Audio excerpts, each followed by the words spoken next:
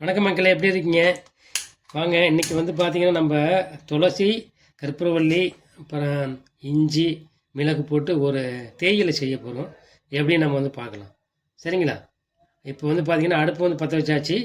அடுத்து இதுக்கு என்னென்ன நம்ம வந்து சேர்க்க போகிறோங்கிறது நம்ம வந்து பார்க்கலாம். இப்போ வந்து பாருங்கள், துளசி இங்கே இருக்குது. இது வந்து கற்பூரவள்ளி, எல்லாருக்கும் தெரியும்னு நினைக்கிறேன்.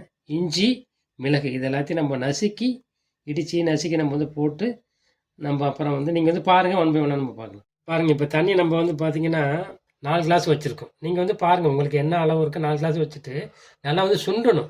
சுண்டுனா தான் நமக்கு அந்த தேயிலை வந்து சாறு நல்லா இறங்கி அப்படி நமக்கு வந்து கிடைக்கும். இப்போ நம்ம வந்து பார்த்திங்கன்னா அந்த மிளகு, இஞ்சி எல்லாத்தையும் வந்து பார்த்திங்கன்னா நசுக்கி இப்போ வந்து போட போகிறோம்.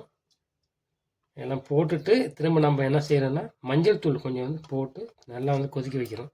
கொதிக்க வச்சுட்டு கடைசியில் வந்து பார்த்திங்கன்னா நாங்கள் வந்து நாட்டு சர்க்கரை, அப்படி இல்லைன்னா நம்ம வந்து இதை நல்லா கொதிக்க வச்சு வடிகட்டிட்டு கொஞ்சம் சூடாக இருக்கும்போது, இளஞ்சூடாக இருக்கும்போது தேன் வந்து கலந்து குடிக்கலாம். அவ்வளோதாங்க நமக்கு வந்து இது. நீங்கள் பாருங்கள் ஒன் பை ஒன்று. பாருங்கள், இந்த இஞ்சி, மிளகு, துளசி, கற்பூரவள்ளி போட்ட அந்த நம்ம தயாரிக்கிற தேயிலை இப்போ நல்லா பார்த்தீங்கன்னா கொதிக்குது. லேசாக நல்லா வந்து கொதிச்சோன்னா சுண்டும். இப்போ பாருங்கள், இவ்வளோ காண்டு இருக்குது, குறையும். இந்த அளவு வந்து பார்த்திங்கன்னா குறையும் போது நம்ம நாட்டு சர்க்கரை சேர்த்துக்கிட்டு திரும்ப நம்ம வந்து பார்த்திங்கன்னா வடிகட்டி கிளாஸில் வச்சு நம்ம வந்து குடிக்க வேண்டியதான். இது என்னன்னு பார்த்தீங்கன்னா கற்பூரவள்ளி, துளசி ரொம்ப ரொம்ப நல்லது. அது இப்போ இந்த காலத்தில் வந்து பார்த்திங்கன்னா நிறைய பேருக்கு சளி பிடிக்குது. அதுக்கு ரொம்ப ரொம்ப நல்லது. அது முக்கியமாக பார்த்திங்கன்னா குளிர்காலத்தில் நம்ம வந்து டீ வந்து குடிக்கிறோம், தேயிலை வந்து குடிக்கிறோம். எப்படின்னா பால் கலந்து குடிக்கக்கூடாது. தேயிலை வந்து பார்த்திங்கன்னா டீயே பொதுவாக சர்க்கரை போடலாம், ஆனால் சர்க்கரை இல்லாமலே அது வந்து அந்த இலை, தேயிலை சொல்கிறது அந்த இலையை வந்து நல்லா வெந்நீரில் போட்டு பாருங்கள். இப்போ நம்ம தயாரிக்கிற தேயிலை வந்து நல்லா வந்து கொதிச்சிட்ருக்கு. இப்போ நமக்கு என்ன பார்த்திங்கன்னா நம்ம ஊர்லலாம் நம்மளாம் டீ வந்து பால் கலந்து குடித்து நம்ம வந்து பழகிட்டோம். ஆனால் இப்போ வந்து பார்த்திங்கன்னா இது மாதிரி குடிக்கிறது தான். இது மாதிரி அந்த மூலிகை சாறு, இதுதான் அந்த துளசி, கற்பூரவள்ளி நிறைய இருக்குது நம்ம ஊரில்.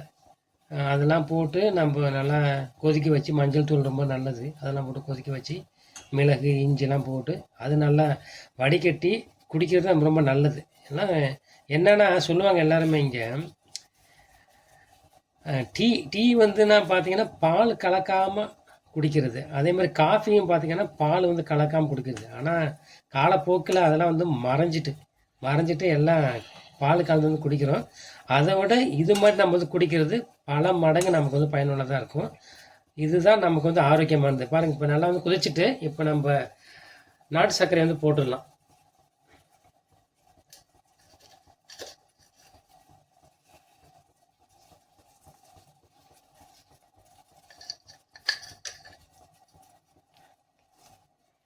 பாருங்கள், இப்போ நம்ம வந்து 2 ஸ்பூன் போட்டிருக்கோம்.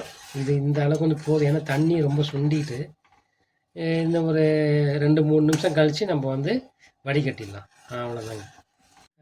பாருங்கள், இப்போ நல்லா சுண்டிட்டு, இது குதிச்சு நல்லா சுண்டிட்டு இப்போ நம்ம வந்து வடிகட்டி நம்ம வந்து குடிக்க வேண்டியதான்.